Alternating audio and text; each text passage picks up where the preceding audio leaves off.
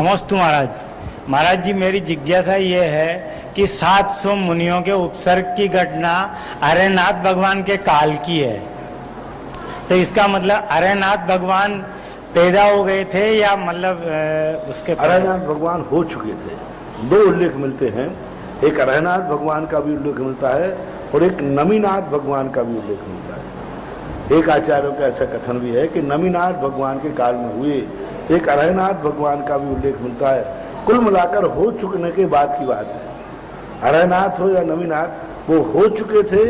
उसके बाद में विष्णु कुमार मुनिराज भी उसी परिवार के थे और वो राजा पद्म थे, जो कि अरयनाथ या नमीनाथ भगवान के बाद हुए। नहीं तो बाद के तीर्थंकर का जन्म हो गया नहीं तो हुआ। नहीं हो गया मतलब किसी भी उसमें घटना में, तो वो फिर किसका काल कहलाएगा?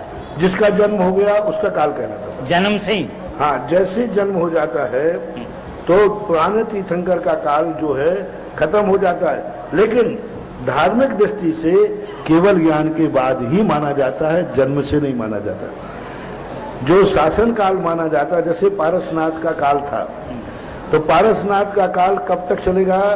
जब तक महावीर स्वामी को केवल ज्ञान नहीं होगा। क्योंकि तीर्थंकरों का जब जन्म होता है उस समय पारसनाथ के दीक्षित मुनिराज यहाँ थे।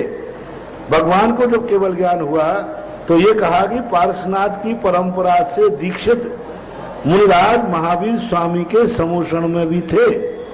इससे सिद्ध होता है केवल ज्ञान के पहले तक पूर्ण तीर्थंकर का काल चलता है।